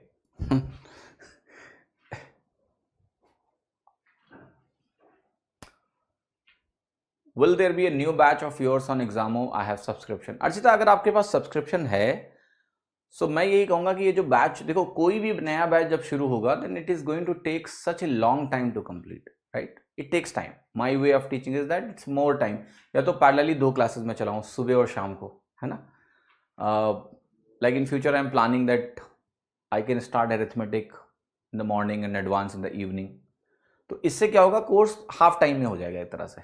चलो ये भी एक तरीका हो सकता है, क्योंकि बैच लंबा, अगर आप तमीज से पढ़ाओगे ना तो बैच लंबा जाएगा, ठीक है। तो अभी आपके पास जो एक्सेस है उसी पे आप फोकस करिए अभी, राइट। एक्सेस आपके पास क्या है, आपके पास प्लेथोरा ऑफ कंटेंट मिला हुआ है, रिकॉर्डिंग्स हैं अगर आपकी शुरू में क्लासेस मिस हुई, प्लस शाम को लाइव मिल जाएगा जो आपका छूटा हुआ है, दैट्स सफिशिएंट फॉर यू। सो अभी आप नए बैच के बारे में सोचने के बजाय जो एग्जिस्टिंग बैचेज हैं उनमें आप लाइव कर सकते हो, ऐसा कोई चैलेंज नहीं है आपको। शाम वाले 8 PM बैच में भी टॉपिक्स लाइव के लिए बचे हुए हैं, तो वहाँ आप कर लेना लाइव, है ना। नए बैच के बारे में आप दिमाग मत लगाओ, क्योंकि नया बैच शुरू होगा और ख़त्म होते होते उसको फिर से 8 महीने तो लगेंगे ही। तो that is not so much useful for you. When you have all the content, even if something is recorded, use it. फटाफट उसको आप देख लो, अपना नोट्स बना लो और उसको आप फॉलो करिए अच्छे से। ओवर थिंकिंग को कंट्रोल कैसे करें? You can never control thinking. कोई भी अगर थिंकिंग को कंट्रोल करने की कोशिश करता है तो वो सिर्फ फेल होता है, ठीक है। सो कहने का मतलब यह है, you just involve your self in what you like. जैसे आप अगर एग्ज़ाम की तैयारी कर रहे हो तो आपको ये नहीं करना कि आपको अपनी थिंकिंग को कंट्रोल करने की ज़रूरत है, नहीं, आपको ये समझने की ज़रूरत है कि आपके लिए वो एग्ज़ाम इम्पॉर्टेंट क्यों है, ठीक है। और अगर आपको ये समझ में आता है कि वो एग्ज़ाम इम्पॉर्टेंट क्यों है तो आप उस पर दिल जान से लग जाइए। जब आपका इन्वॉल्वमेंट बढ़ेगा तो आप अपने आप फोकस्ड होके काम करोगे। आपको ये सोचने की ज़रूरत नहीं है कि मैं थिंकिंग को कंट्रोल कैसे करूं। लोगों को ये लगता है कि पहले थिंकिंग कंट्रोल होगी फिर मैं फोकस हो पाऊंगा, बट एक्चुअली ये उल्टा काम करता है, ठीक है। पहले आपको अपना पर्पस देखना है कि क्या है, मेरा गोल क्या है, मुझे कैसे इसको हासिल करना है। मेहनत करना आप शुरू करोगे, अपने आप डायरेक्टेड हो जाओगे। तो ऐसा नहीं है कि थिंकिंग को कंट्रोल करने से थिंकिंग कंट्रोल होगी, कभी नहीं होगी। तो ये प्रयास ना करो, कोई फ़ायदा नहीं है। अलजेब्रा में बहुत जगह पर वैल्यू पुटिंग ट्राई की, बट कई बार अनसक्सेसफुल हो जाता है, तो फिर उस क्वेश्चन में टाइम निकल जाता है। प्रीलिम्स में देखिए पहली बात तो ये कि आप प्रीलिम्स आपका जब आ रहा है, आप मॉक्स के थ्रू देखिए कि आप कहाँ फंस रहे हो। पहली बात तो हर सवाल में वैल्यू पुटिंग संभव नहीं है, okay, it is not possible in every kind of questions. और हमने जो भी अलजेब्रा में कितने सारे सवाल किए थे उसमें हमारा फोकस ही यही था कि हर वैरायटी ऑफ थिंग्स को हम डिस्कस करें और देखें कि वैल्यू पुटिंग कहाँ अलाउड है, है तो क्या रख सकते हैं, क्या नहीं रख सकते हैं, कब फ़ायदा है कब नहीं है। तो थोड़ा सा रिवीजन पे फोकस करिए, सारा कुछ वहाँ पर मौजूद है। मैंने वैल्यू पुटिंग को ऐसे नहीं पढ़ाया कि यहाँ ये डाल दो, हमने वैल्यू पुटिंग पे पूरा प्रोसेस समझने की कोशिश करी है, कैसे होता है, क्यों नहीं होगा, कैसे होगा। तो वो जो रीजनिंग है अगर आपके अंदर एक बार बैठ गई ना, तो आप ये तो कतई मत सोचिए कि आपका एग्जाम में टाइम खराब होने वाला है, because you will make quick decisions, you know okay रखना है नहीं रखना है या क्या करना है काइंड ऑफ। तो थोड़ा सा इसको रिवाइज करिए प्लीज, ओके। कोई भी न्यू क्वेश्चंस आते हैं मैथ्स के तो मुझे 20 से 30 मिनट लग जाते हैं सोचने में, मेरे साथ यही बड़ी प्रॉब्लम है, बहुत टाइम लगता है ये पता करने में कैसे करूं। देखिए नया सवाल अगर एग्जाम में आता है और आपको 20 से 30 मिनट लगेगा तो आपका एग्जाम बर्बाद हो जाएगा। तो आपका जो अभी स्किल लेवल है वो ये है कि जिस तरह के सवाल आपने देखे हैं उस तरह के सवालों को तो आप जल्दी कर लेते हैं, ठीक है, लेकिन जो सवाल आपने नहीं देखे हैं वो आप जल्दी नहीं कर पाते, ये आपकी मेजर प्रॉब्लम है, ठीक है। तो मैं आपसे ये कहूँगा कि एग्ज़ाम जब आप देने जाओगे CGL का या कोई भी एग्ज़ाम, 95% क्वेश्चन देखे हुए आते हैं इन वन और other way, there is nothing such new which can surprise you, no it can not. तो आप उस पर बहुत ज़्यादा भी फोकस मत करिए कि नया सवाल मुझसे नहीं लगता है, प्रीलिम्स के लिए स्पेशली मत फोकस करो, क्योंकि ऐसा कुछ नहीं आने वाला जो तुम्हें नहीं आता होगा, बहुत ही रेंज में होगा तुम्हारे। अब बात होती मेंस की, जहाँ पर 100 सवाल आएंगे वहां पर पॉसिबिलिटी है कि 8 से 10 सवाल ऐसे आपको हो सकता है देखें, जैसे लास्ट ईयर ऐसा नहीं हुआ कि कोई नया सवाल था, सब कुछ रिपीटेड टाइप थे, थोड़े कैलकुलेटिव थे। तो अगर वैसा पेपर आता है कि कुछ 2-4 सवाल नए हैं, 10 सवाल नए हैं, तो पहली बात तो वो आपके लिए पेन पॉइंट नहीं है, ठीक है, वो छूट भी जाएंगे एग्जाम में तो तुम्हारा सिलेक्शन का चांस गिरने वाला नहीं है। लेकिन मैं आपको बता रहा हूं कि अगर आप उन 90 क्वेश्चन को पकड़ लोगे ना तो एक कॉन्फिडेंस आ जाता है अंदर, जब टाइम बचता है तो वो बाकी 10 सवाल भी निकलते हैं, क्योंकि वो केवल कॉस्मेटिक चेंजेस होते हैं सवाल में, यूजुअली नए कॉन्सेप्ट पे सवाल, क्योंकि कॉन्सेप्ट्स लिमिटेड हैं। और आज की डेट में आप देखोगे कि हर टीचर कंटेंट को इतना अपडेट करता है, इतना कोशिश करता है कि हर तरह के सवाल बच्चे के पास पहुंचे, बच्चे इतना अवेयर हैं, यूट्यूब से भी पढ़ रहे हैं, जगह जगह से कुछ छोड़ते नहीं है, तो बहुत कम स्कोप है कि आपको कोई नया कॉन्सेप्ट मिल सकता है, नहीं मिलने वाला है। वो पहला वाला जमाना नहीं है जब टीचर्स मेहनत नहीं करते थे या आप मेहनत नहीं करते, अब सब लोग बहुत ही वेल प्रिपेयर्ड होकर एग्जाम में जाते हैं। तो मैं आपको ये कह रहा हूं कि नया कॉन्सेप्ट आने के चांसेस है ही नहीं है, क्योंकि नया कॉन्सेप्ट कुछ होता नहीं है। अरिथमेटिक में नया कॉन्सेप्ट कहां से लेके आएंगे, थोड़े बहुत कॉस्मेटिक चेंजेस करके सवाल को ऐसे बना दिया जाता है कि आपको समझ में ना आए बस। तो nothing is knew that they can ask you, ठीक है। देखिए ज्योमेट्री ऐसी चीजें हैं जहां पर आपको फंसाया जा सकता है, अच्छे से फंसाया जा सकता है, बट मैंने आपको बोला है कि जो दायरा है आपको भी अपना दायरा लिमिटेड रखना है, ठीक है। तो हमने ज्योमेट्री को भी बहुत डीप में पढ़ाने की कोशिश करी है जितना आपके लिए एग्जाम में रिक्वायर्ड है। तो 1-2 सरप्राइजेस एग्जाम में आ सकते हैं, उसके लिए तैयार रहो। It's not any harm to not solve some questions, fine, it's okay. तो बहुत ज़्यादा पेन मत लो, मैं आपसे ये कहूँगा कि रिवीजन रिवीजन रिवीजन करते रहो, जितनी क्लैरिटी तुम्हें फंडामेंटल्स में होगी, तरीकों में होगी। मैं आपको बता रहा हूँ कि एग्जाम में जब आप आने वाले सवालों को जल्दी करोगे तभी आप उन नए सवालों को कर पाओगे। नए सवालों में हर किसी को टाइम लगता है, बिकॉज द टाइप और I must say the question that you have never seen, it will challenge you for sure, because वो आपके मेमोरी पैटर्न में कहीं है ही नहीं है, तो वो चैलेंज करेगा, वो सबके साथ दिक्कत होती है। अब सवाल ये कि आपको 20 मिनट लगता है, कोई प्रॉब्लम नहीं है, ठीक है। अगर घर पे बैठ के आप कर रहे हो, नया सवाल आता है, वो 20 मिनट अगर आप उसमें निकाल रहे हो, अच्छी बात है, निकालो। एग्जाम में इन सवालों को स्किप करना है, समय होगा तो करेंगे, नहीं होगा तो नहीं करेंगे। समझ में आई मेरी बात कि नहीं? तो डू नॉट टेक पेन कि मुझे कुछ चीजें नहीं हो रही हैं, कुछ सवाल मुझसे नहीं हो रहे हैं। आप अपनी स्ट्रेंथ पे प्ले करो, बहुत है एग्जाम निकालने के लिए। I'm able to solve the question, but it takes me time to understand language of the question. What should be done for that? देखिए क्वेश्चन की लैंग्वेज समझने का मतलब, ये थोड़ा सा इशू है आपके कंसंट्रेशन का और रीडिंग का। मे बी जब आप क्वेश्चन को पढ़ रहे हो तो आपका दिमाग डाइवर्टेड है, there is some bit of fear in you, ठीक है, कुछ डर है आपके अंदर कि होगा नहीं होगा, कर पाएंगे नहीं कर पाएंगे। यही एक कारण हो सकता है कि आप सवालों को समझ नहीं पा रहे, राइट? तो you need to increase your focus and involvement when you read the question, ठीक है।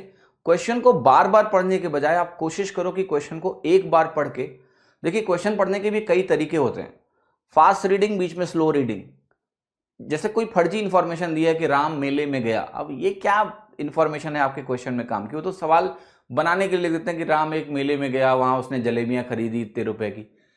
What is important is he has bought something in 60 rupees, let's say, that is important for you.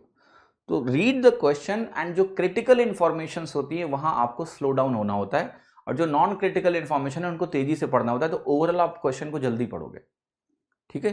तो थोड़ा सा आदत डालिए घर पे, जब सवाल आप पढ़ते हो तो कोशिश ये करना है, रिग्रेशन नहीं होना चाहिए। बार बार हमारी आदत इतनी खराब होती है कि हम अननेसेसरी सवालों को 3 बार पढ़ते हैं, ठीक है। तो सवालों को आप ऐसा पढ़िए कि नॉन इंपॉर्टेंट इंफॉर्मेशन को कम पढ़िए। जैसे लेट्स से मैंने आपको एक बात बोलता हूं कि मैंने जो निकालना है उस पर ज्यादा मुझे याद है कि एक बार मैं जब इंजीनियरिंग एंट्रेंस दे रहा था तो वहां पर क्या होता था कि मैंने देखा कई सारे सवाल आते हुए भी मेरे गलत होते थे। क्यों होते थे? क्योंकि मैं यही नहीं ठीक से पढ़ता था कि मुझे निकालना क्या है, what I have to calculate. I use to read very fast, question को मैं इतना तेज पढ़ता था कि मैं कभी ये नहीं देखता था कि एग्जैक्टली क्या निकालना है, जल्दी जल्दी में फटाफट पढ़ के सवाल लगा दिया। अब उसमें अक्सर गलतियां हो जाती थी कि क्या निकालना था, निकालना कुछ और था, मार्क कुछ और कर दिया। बिकॉज आपकी मेमोरी में कोई ना कोई पैटर्न है, आपको मालूम है या नहीं मालूम है। जैसे लेट्स से मैं कहता हूं कि मिल्क रेशियो वाटर, जब आप सवाल एलिगेशन के करते हो, मिक्सचर के करते हो, तो यूजुअली आपसे पूछता है कि बताओ मिल्क रेशियो वाटर कितना है। तो आपके दिमाग में एक पैटर्न बैठा हुआ है मिल्क रेशियो वाटर का, मे बी सवाल ने वाटर रेशियो मिल्क पूछ रखा है। देयर आर हाई चांसेस कि अगर आप फोकस नहीं हो तो दिमाग आपको ये मैसेज देगा कि मिल्क रेशियो वाटर निकालना है, आप निकाल के मार्क करके आ जाओगे, जो कि गलत हो जाएगा। तो very important is that you focus what is to be calculated, because that will give you mark, not what you have calculated. जो क्वेश्चन में निकालना था अगर आप वही नहीं निकालोगे तो कैसे नंबर मिलेंगे, ठीक है। तो little focus on what is to be calculated. तो मैंने ये एक्सपेरिमेंट किया, मैंने अपने पैटर्न्स को देखा कि मेरी इस तरह की एरर्स होती हैं, और फिर मैंने क्या किया, मैंने थोड़ा सा एक्स्ट्रा टाइम देना शुरू किया to read what I always slow down when I have to see कि मुझे कैलकुलेट क्या करना है, बिकॉज वो सबसे जरूरी चीज है, ठीक है। सबसे जरूरी चीज है कि आप थोड़ा स्लो डाउन करके देखें, अच्छा ये निकालना है, वाटर रेशियो मिल्क निकालना है, okay okay, little more focus on that, पहली चीज। और सवालों को पढ़ते समय मैंने फिर से यही बोला कि आप यूनिफॉर्म स्पीड से सवालों को मत पढ़ो, जो जरूरी इंफॉर्मेशन है उनको क्विकली पिक करना सीखो। बस कि एक सवाल है लेट से, उसमें 10 लाइनें लिखी हुई हैं, काम की कुछ ही लाइनें होती हैं, वो इंफॉर्मेशन पिक करना आपके लिए इंपॉर्टेंट है, ठीक है। कहानी इंपॉर्टेंट नहीं है।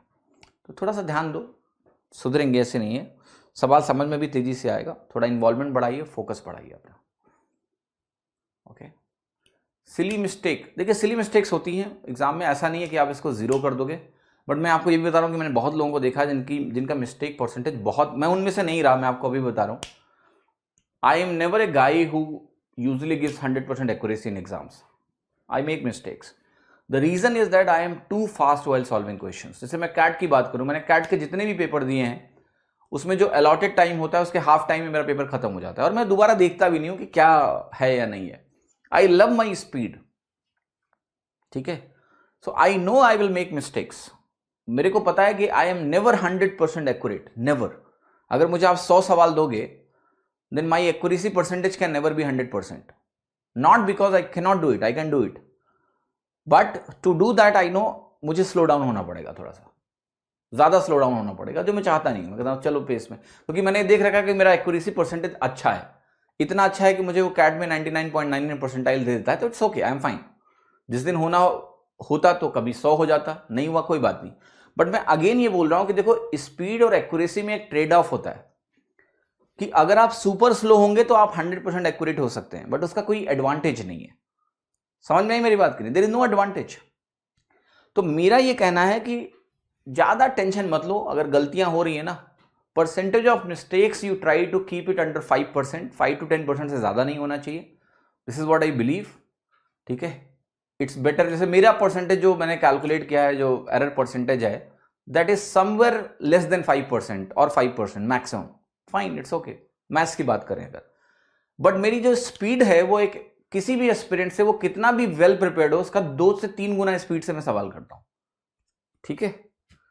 तो I feel good about it कि okay I finish the paper in 30 minutes and still I scored 99.99 percentile, while other aspirants जो फुल्ली प्रिपेयर्ड बैठे होंगे इस एग्जाम में, डेफिनेटली उन्होंने 60 मिनट लिया होगा उस क्वांट के पेपर को करने में। तो I feel good in my speed, that's why I never slow down too much कि चलो मैं 100% एक्यूरेसी टारगेट करता हूं, नहीं करता हूं मैं, ठीक है, बिकॉज आई फील कि okay it's good enough to crack any competition. तो मैं आपको ये बताने की कोशिश कर रहा हूं, बार बार ये समझाने की कोशिश कर रहा हूं कि स्पीड और एक्यूरेसी में एक ट्रेड ऑफ है। 100% accuracy in 10 papers you give is not possible. May be एक पेपर में हो गया तो हो गया, नहीं हुआ तो नहीं हुआ। Speed is important, but speed का मतलब ये भी नहीं है कि तुम्हारा एरर परसेंटेज, तुम्हारा जो एरर परसेंटेज है वो लेट्स से 10% एरर है तो भी मैं कहूंगा एक्सेप्टेबल है। बट कोशिश करो कि आपका जो एरर परसेंटेज हो वो 5% के आसपास अगर आ जाए, देन आपके पास एक लग्जरी है लाइटनिंग स्पीड से सवालों को करने की, ठीक है, जो मेरे साथ है ना। I solve questions eight lightning speed when I get it in exam and I know I will make mistakes, but those mistakes will be less than 5% और 5% इज ओके, फाइन, ठीक है, चलता है, कोई दिक्कत नहीं।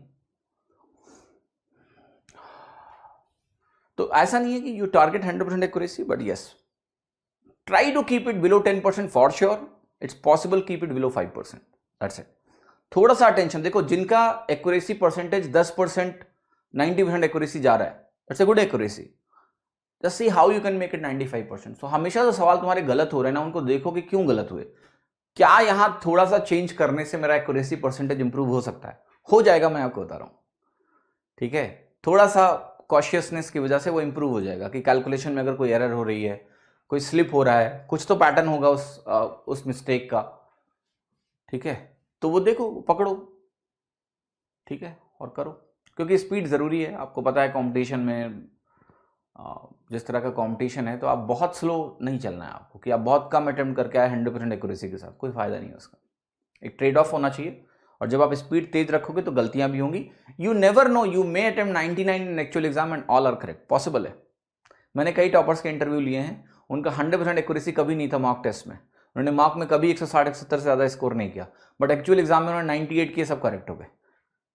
तो 95% accuracy doesn't mean 95%, 90% accuracy doesn't mean 90%, 90% accuracy in actual exam can be 95 और 100 ऑल्सो।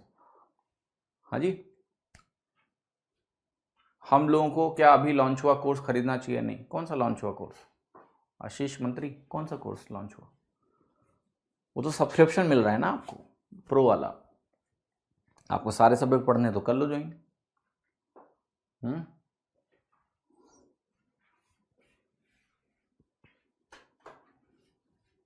नोट्स कैसे बनाए, रिवाइज कैसे करें? देखिए, नोट्स बनाने का सिंपल सा तरीका है कि नोट्स कंसाइज होने चाहिए, और कंसाइज, देखो नोट्स इज नॉट अबाउट सब कुछ उतार लेना, इज नॉट नोट्स। नोट्स को कंजूसी से बनाना है, वो रेलेवेंट जानकारियां लेनी है जिनकी भूलने की संभावनाएं हैं, ठीक है। जो चीजें आपको थोड़ी नई लगी और आपको लगता है कि ये चीज आप स्किप कर जाओगे बाद में, हो सकता है आपके दिमाग में ना रहे, उन चीजों को लिखना होता है, कंजूसी के साथ लिखना होता है, ठीक है। नोट्स जब तक क्रिस्प नहीं होगा तब तक आपका जो रिवीजन है वो बहुत टाइम लेगा आपको, ठीक है। तो सबसे जरूरी है कि नोट्स थोड़ा सा शॉर्ट में ही बनाओ, ठीक है। लेकिन मैं ये कह रहा हूं कि नोट्स को आपको पढ़ना है, तो मैं ये समझाने की कोशिश कर रहा हूं कि कोई जरूरी नहीं कि sentence by sentence, word by word notes बनने चाहिए। नोट्स ऐसे बनाओ जो तुम्हें समझ में आए, बाकी दुनिया को समझ में आए कि नहीं। तुम्हें बना नोट्स बेचना थोड़े ना है कि नोट्स बना के बाद में बेचोगे, तुम्हें नोट्स अपने लिए बनाना है, तो अपने लिए बनाओ। तुम्हें जो भाषा लिखनी है लिखो, तुम्हें समझ में आना चाहिए, बाकी किसी को समझ में आए दुनिया को भी नहीं। शॉर्ट हैंड यूज करो, जैसे लिखना है लिखो। तो it is your personal notes, you should understand it the way you want to write, use it. Time बचाना पड़ेगा, ये एक आर्ट है, you have to develop your own art, okay. आपको ये आर्ट डेवलप करनी पड़ेगी। तो मैं इसमें बहुत ज़्यादा ये नहीं बता सकता हूँ कि नोट्स कैसे बनने चाहिए, क्योंकि सबका अपना अपना तरीका होता है, और मैं एक बहुत अच्छा आदमी नहीं हूँ नोट्स के लिए, क्योंकि मैंने नोट्स कभी बनाए नहीं। आज तक मेरे कोई नोट्स नहीं खुद as a teacher, I do not have any notes. But this is not a good strategy, believe me, not to have notes as a student. Okay? You should have, because it helps in revision, and every time you cannot go and watch the video. हर बार आप video खोल के बैठोगे, क्योंकि इतना time नहीं होता है तैयारी में. आप एक क्लास देख रहे हो, नोट्स बना लो, खत्म करो. ठीक है? जैसे मैं कह रहा हूँ कि आपका पीडीएफ है, पीडीएफ में क्वेश्चंस हैं, और कॉपी में आप मत लिखो क्वेश्चंस को, क्वेश्चन नंबर डाल दो खाली, और जो लिखना है लिख लो, इंपॉर्टेंट चीजें हैं वो लिख लो. ठीक है? जो आपको रिवाइज करनी है वो आपको करना है. ऑनलाइन मॉक्स में क्वेश्चन गलत हो रहे हैं, बट ऑफलाइन में ऑलमोस्ट राइट हो रहे हैं. Help me. देखिए, ये तभी होता है when you are having little less confidence in online exam. Online में जब आप पेपर दे रहे हो तो आप पता नहीं, आप डर रहे हो, आपको लगता है कि यार एग्जाम में क्या प्रेशर होता है. देखिए, आई शुड नॉट डिनाई कि there is no pressure. If you have some expectation, there will be pressure, but उस प्रेशर को आपको एक ऑप्टिमम रेंज में रखना है कि आपका परफॉर्मेंस खराब ना हो. अब आप कह रहे हो ऑफलाइन में ऑलमोस्ट सभी राइट होते हैं, लेकिन ऑनलाइन में गलत होता है, तो इसका सिंपल सा मतलब है कि जब आप ऑनलाइन एग्जाम दे रहे हो, then you are feeling more pressure than offline exams. क्योंकि ऑफलाइन में आपको टाइमर नहीं होगा, मेरे ख्याल से आप बिना टाइमर के करते होगे, या कुछ जो भी होगा कारण. ठीक है? अदरवाइज तो कोई अंतर नहीं है ना, आप ऑनलाइन दे रहे हो, ऑफलाइन दे रहे हो. तो टाइमर में आपको दिक्कत हो रही है शायद, है ना? When there is a timer running, clock is running, there is some problem. Just see why you react that way, close your eyes, think about it, और अपने आप को यही सबकॉन्शियस में फीड करिए कि अगला मॉक जब आप दोगे तो आप इस तरीके से रिएक्ट करोगे. काफ़ी काम करता है. Create a mental image of what you want to do. The mental image is कि assume that you are doing online exam. Visualize करो कि एक कंप्यूटर पे बैठे हो, ऐसे आपने लॉगिन किया, लॉगिन करके इस तरह के सवाल आ रहे हैं, कठिन सवाल आ रहे हैं, आप उनको छोड़ रहे हो और आसानी से पूरा पेपर कर रहे हो. तो ये मेंटल विजुलाइजेशन क्या करता है ना, मैं आपको बताऊं, तुम्हारा पूरा जो फंक्शनिंग है, it is mostly done through subconscious. आपके जो रिएक्शंस हैं वो रेपिटेटिव हैं, आपके रेस्पॉन्स हैं वो रेपिटेटिव हैं. आपने कभी कभी देखा होगा कि आप इतना खोए रहते हो कि आपको कुछ मालूम नहीं चलता कि आप कर क्या रहे हो. ठीक है? But you will go, you will take glass, you will fill water into that and you will drink that water. ऐसा होता है, आपको प्यास लगी और आपने सोचा कि मुझे प्यास लगी है. ठीक है? एक मैं आपको एपिसोड सुनाता हूं जिसका एक्सप्लेनेशन मेरे को आज तक नहीं मिला. आई डोंट नो. ठीक है? But I evaluated that situation, how your subconscious mind works. Let me tell you. So I was a very small kid, maybe I was 7-8 years old, if I'm not wrong, 6 years old maybe. हाँ, 6 साल का रहा होगा उस time पे. ठीक है? तो 6 साल का मैं था उस समय. गांव में ना ये कल्चर चला था बहुत ज़्यादा कि जो VCR आते थे ना, VCR आपकी जनरेशन को मालूम है कि नहीं? ठीक है, होगा, पता होगा. ठीक है? तो वहाँ गांव में ना वीडियो लगते थे, वीडियो आते थे, पिक्चरें लगती थी, रात भर लोग पिक्चरें देखते थे, वो वाला सिनारियो हुआ करता था. तो जब कोई फंक्शन होता था तो वो बहुत ही पॉपुलर सोर्स ऑफ एंटरटेनमेंट था. पहले नाच गाना होता था, नौटंकी और ये सब होता था, नृत्य प्रोग्राम होते थे. फिर वो रिप्लेस हो गए वीडियो से, कि वो कैसेट्स आती थी और पिक्चरें लगती थी और लोग पिक्चरें देखते थे रात भर, काइंड ऑफ दैट. तो वहाँ पर क्या हुआ, मैं आपको एक सिनारियो समझा रहा हूँ, और ये बहुत बढ़िया एग्जाम्पल है कि सबकॉन्शियस आपका कैसे काम करता है, वो आपसे बहुत कुछ करा सकता है. तो मुझे याद है कि मैं रात भर जग के मूवी देखी. मेरे मामा जी की तिलक होती है ना, तिलक का एक प्रोग्राम होता है, वो था. मैं रात भर जग गया उस दिन. 6 साल का था. 6 साल के बच्चे रात भर जगने की आदत नहीं होती है, तो रात भर में जग गया. सुबह जब मैं उठा, मतलब उठा क्या, मतलब सोया ही नहीं एक तरह से, तो थोड़ी सी नींद आ रही थी और मैं लेटा हुआ था. ठीक है? और मेरे मामा के गांव में एक बगीचा था आम का, जो काफ़ी पॉपुलर बगीचा था. वहाँ बहुत सारे आम होते थे. तो सुबह सुबह क्या था, मुझे नींद आ रही थी हल्की सी, और मेरे मामा के लड़के ने बोला कि चलो चलते हैं उस आम के बगीचे में. वो घर से 4 किलोमीटर दूर था, 4 किलोमीटर फार. ठीक है? 4 किलोमीटर फार वहाँ से बगीचा था. बट हम लोग वहाँ कई बार जा चुके थे. We went there many a times in childhood. उसने बोला, मैंने बोला मैं नहीं जाऊंगा, मैं तो यहाँ सोऊंगा. ठीक है? मेरे को नींद आ रही है. राइट? वो निकल गया. उसके बाद क्या हुआ कि after some, I don't know, I slept there. मुझे कुछ भी याद ही नहीं था. ठीक है? उसके बाद मैंने देखा कि जब मेरी आंख खुली तो मैं उस आम के बगीचे के लगभग 300 मीटर पहले बिल्कुल वही रास्ता जो रास्ता है उसका, उसी रास्ते पे मैं गिरा। I just fell down completely. कोई पत्थर था, उससे लड़के मैं गिरा एंड तब मेरी नींद खुली। And I was literally shocked that how I came here. ठीक है, देन आई स्टार्टेड इंक्वायरी कि मामा के बच्चे जो हैं वो मुझे यहाँ लेके आए, छोड़ के चले गए। तो मैंने इंक्वायरी करी, जब वापस गया वहाँ दौड़ के, तो उन्होंने बोला नहीं हम तो गए नहीं, तुमने बोला जाना नहीं है तो नहीं गए। तो ये क्या हुआ आपको लग रहा है? क्या मैं नींद में जलने की मुझे कोई ऐसी बीमारी नहीं है, क्योंकि दोबारा ऐसा कुछ एपिसोड हुआ नहीं। ठीक है, बट हुआ ये कि व्हाट आई एनालाइज्ड लेटर, और मैं छोटा बच्चा था तो लोगों ने मेरी बात को सीरियसली लिया ही नहीं। मैंने सबको जाके बताया कि ऐसा हुआ मेरे साथ, कोई उस बात को सीरियसली ले ही नहीं रहा था। सबको लग रहा था बच्चा है, कौन सीरियसली लेता है। बट मुझे पूरा याद है कि क्या सिनेरियो था। तो ये कैसे हुआ, बेसिकली उसने बोला कि चलते हैं, मैंने बोला नहीं मेरे को नींद आ रही, नहीं जाना है। बट दिमाग में कहीं ना कहीं ये चल रहा होगा कि चलते हैं, but I force the decision कि नहीं चलते हैं, और मैं वहां सो गया एक तरह से। But you know what, I got up there and I walked. I was in sleep but I was walking. Who was doing this? Subconscious mind. And I was going on the same route and I traveled around 3.5 kilometers or more on the correct route. ठीक है, सो मैं आपको ये समझाने की कोशिश, ये मैं आपको एग्जांपल इसलिए दे रहा हूं। अच्छा, उसके बाद मैं कभी नींद में नहीं चला, that was the first and last time, क्योंकि मैं सोया नहीं था रात भर, तो वो एक कॉम्बिनेशन से मैं चल गया। बट उसके बाद कभी नहीं चला, तो मतलब ऐसी मुझे कोई प्रॉब्लम नहीं है कि नींद में चलने की आदत हो जाए। ठीक है, सो मैं आपको ये बताना चाह रहा हूं कि your subconscious mind drives you through out the day.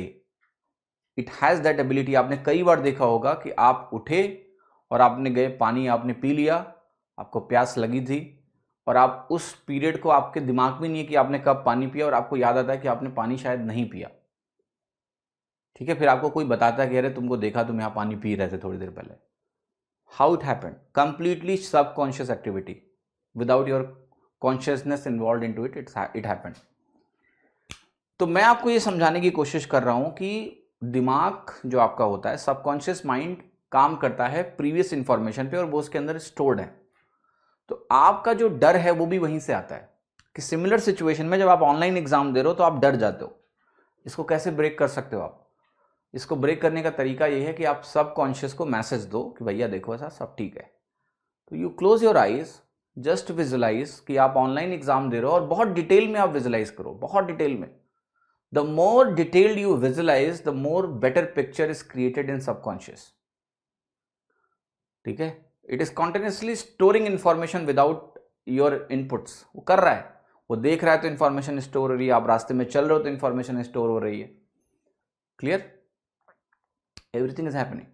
आप लेट्स से किसी रूट पे जा रहे हो, साइकिल चला रहे हो या आप गाड़ी चला रहे हो, तो क्या आप बार बार इंस्ट्रक्शन देते हो कि चलो मुड़ो? अगर उसको रास्ता पता है तो वो अपने आप वहां टर्न ले लेता है। It knows it, it works in a certain way. I was driving one day and मेरे ऑफिस का जो रूट है completely, you know there is a complete route to the office. But एक दिन मैं निकला और वहां से एक पर्टिकुलर जगह ऐसी आती है, okay, there is a particular place where to go to my office I have to take right. अगर मुझे अपने ऑफिस जाना है तो मुझे राइट जाना है।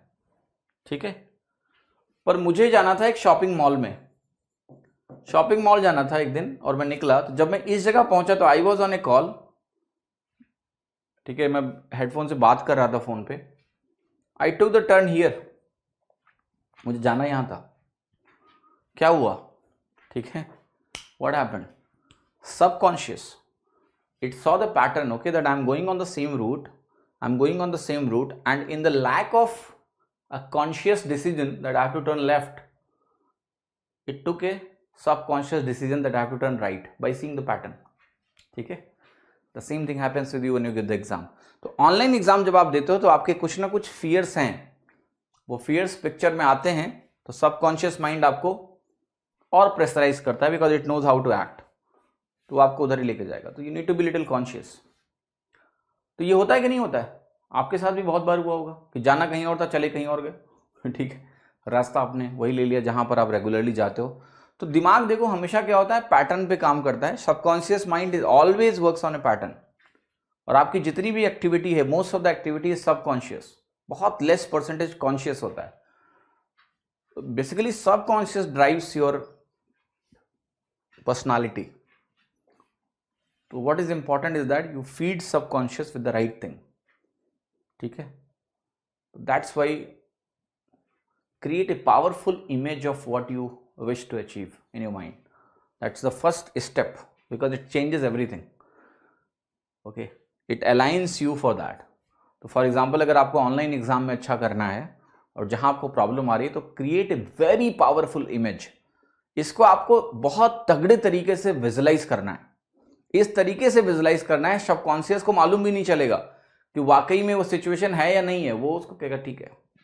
विजुलाइज करो, बहुत स्ट्रांगली विजुलाइज करो, बैठ के एक एक डिटेल्स विजुलाइज करो कि किस कंप्यूटर पे तुम बैठे हो. क्रिएट ए कंप्लीट सीन और उसको आप विजुलाइज करो और आप देखो कि आपके सामने सवाल आ रहे हैं और आप उन सवालों में एक बेहतर रिएक्शन कर रहे हो. बहुत अच्छे से आप सवाल कर रहे हो. जो नहीं आ रहे हैं उनको आप छोड़ रहे हो. आपके ऊपर कोई प्रेशर नहीं है. तो जब इस तरह की इनपुट्स आपके सबकॉन्शियस में जाएंगे तो वो उन इनपुट्स के अकॉर्डिंग काम करेगा. ओके, ठीक है. Please to work on it. It will have lot of impact on your performance. ये काम करता है. Powerful image of something you want to achieve. और ये मैं नहीं बोल रहा हूं, बहुत सारे जो रिसर्चर्स हैं उनका भी यही कहना है. ठीक है, I was reading a research, वहाँ भी इस चीज़ के बारे में बात की गई थी कि जो ब्रेन में जो आप जिस तरह का विजुलाइजेशन और इमेजिनेशन आप क्रिएट करते हो वो काफ़ी चीज़ें अलाइन कर देता है आपके लिए, है ना. क्लियर. तो कोशिश करो, it will help you out A bit. And just think about the situation कि आपका परफॉर्मेंस खराब ऑनलाइन में हो रहा है तो कोई बड़ा रीज़न नहीं है ऑनलाइन वर्सेस ऑफलाइन में, केवल मोड का अंतर है. क्यों हो रहा है इसके बारे में थोड़ा सा और डिटेल में सोचिए. पैटर्न ब्रेक करना पड़ेगा. अगर आप पैटर्न ब्रेक नहीं करोगे तो आप हमेशा उसी तरह से रिएक्ट करोगे जैसे आप करते हुए आओ. आपके कंट्रोल में चीज़ें नहीं आएंगी. पैटर्न ब्रेक करने के लिए आपको थोड़ा सा डिफरेंट एफर्ट डालने पड़ेंगे. ठीक है. So anyway, don't go outside and tell anyone कि रैमो सर नींद में चलते हैं. ठीक है, ऐसी बातें मत करना. ठीक है. एक ही बार ऐसा. उसके वाले में बहुत दिनों तक डरता रहा. आपको पता है, मुझे लगता था कि कहीं ऐसा ना हो कि मैं नींद में उठ के छत पे सोते थे हम लोग उस टाइम पे. तो गांव में थे, छत पे सोते थे गर्मी में. मुझे लगता था कहीं ऐसा ना हो कि उठ के मैं चलूँ और नीचे गिर जाऊँ, टपक जाऊँ नीचे. साल भर का डर मुझे लगा रहा कि कहीं ऐसा ना हो कि मैं रात को उठ के चलता हूँ और लोग मेरी बात मान नहीं रहे. पर ऐसा कभी हुआ नहीं दोबारा. ठीक है, it never happened again. So I don't walk in sleep, but it happened once. The Power of Subconscious Mind, Joseph Murphy. I don't like that book. It has made it too simpler and मतलब कुछ ज़्यादा ही वो किताब unnecessary लगी मुझे. मतलब बहुत ज़्यादा उसमें चीज़ें बताई गई हैं. लाइक मैजिक टाइप का उसको दिखाया गया है ना. मुझे मज़ा नहीं आया वो किताब. लोगों ने बहुत रिकमेंड किया कि अच्छी किताबें पढ़ो, but when I read it it looked to me too much फर्जी. मैंने मेल किया टीम को, परसेंटेज के वीडियोस को दूसरे बैच के लिए डाल दिए हमारे बैच में. प्लीज़ हमारे वीडियोस वापस डलवा दीजिए. तो आपके वीडियो को कैसे वो निकाल सकते हैं? जो आपके कोर्स में वीडियो होगा वो तो होगा ही. हाँ, alright. Have you read atomic habit by James clear? तो ये मेरे बुक शेल्फ में किताब रखी है बट मैंने पढ़ी नहीं है. अभी मैंने सेल्फ हेल्प टाइप की बुक्स पढ़ना छोड़ दिया है. काफ़ी दिन हो गए क्योंकि मुझे लगता नहीं मुझे सेल्फ हेल्प की ज़रूरत है. ठीक है. So I don't read much self help. I read things for knowledge in different things. Basically मैं अब फैक्ट बेस्ड चीज़ें पढ़ता हूँ. लोग कोई हिस्ट्री की किताब पढ़ ली, ज्योग्राफी देख लिया, इन्वायरमेंटल रिलेटेड चीज़ देख ली, फिलोसफिकल देख लिया, स्पिरिचुअल कंटेंट भी पढ़ लेता हूँ कि लोग क्या बोलते हैं अननोन के बारे में. ठीक है, सबके अलग अलग थ्योरीज हैं. मैंने देखा वहाँ भी काफ़ी कंट्राडिक्शन है. और अभी मैं सेल्फ हेल्प बुक्स पढ़ना मैंने छोड़ दिया. I don't read it because I don't think I need to change. I don't need self help. ठीक है. सो बट हाँ, इन किताबों में भी आपको कुछ ना कुछ साइंटिफिक फैक्ट्स मिल जाते हैं. तो बुक्स को मैं इसलिए नहीं पढ़ता हूँ कि मुझे खुद को चेंज करने के लिए कोई इनपुट चाहिए, बट फैक्ट्स मिल जाते हैं. जैसे अगर आप पढ़ते हो लेट्स से सेपियंस पढ़ते हो तो सेपियंस में कितनी सारी चीज़ें दी हुई हैं ना, हिस्ट्री के बारे में, कैसे इवोल्यूशन हुआ। तो those are the facts which are helpful to understand how we evolve. तो when I read the books I read for, क्योंकि भाई किसी ने अगर 10 साल लगाया किताब लिखने में, 5 साल लगाया किताब लिखने में, तो उसमें बहुत सारी चीज़ें काम की होती है, कई सारे रिसर्च इंक्लूडेड होते हैं जो आप खोजोगे ऐसे तो मिलेगा नहीं। तो किताब मेक सेंस। तो अब क्या होता है कि कई बार मैं बुक्स उठाता हूँ, मैं उनको पूरा नहीं पढ़ता हूँ, आई जस्ट स्कैन क्विकली, बहुत जल्दी जल्दी स्कैन करता हूँ। आंखें भी मेरी थोड़ी तेज चलती हैं, पकड़ लेती हैं ज़रूरी चीज़ें, और जो वो छोटी काम की चीज़ें होती हैं वो देख लेता हूँ, ठीक है, जहाँ फैक्ट्स हैं कुछ। Okay, alright.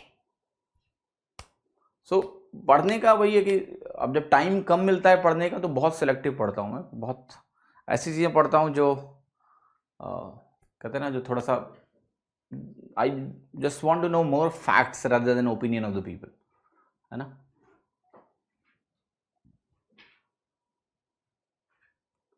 चलो अभी मिलते हैं फिर कल, बाकी देखते हैं वीकेंड में क्लास कर लेंगे इस बार, थोड़ा ये निपटा देते हैं ये तीनों टॉपिक। आपको मॉर्निंग से मैं फ्री कर दूंगा तो कम से कम आप रिवीजन पे फोकस करोगे, शाम की क्लास चलती रहेगी, ठीक है। तो चलो घर जाओ और अच्छे से मस्त रहो, एग्ज़ाम का सीज़न नज़दीक आ रहा है। आज 2018 सीजल का रिजल्ट आने वाला है, नए नए टॉपर्स मिलेंगे, कौन है देखते हैं, ठीक है, चलो।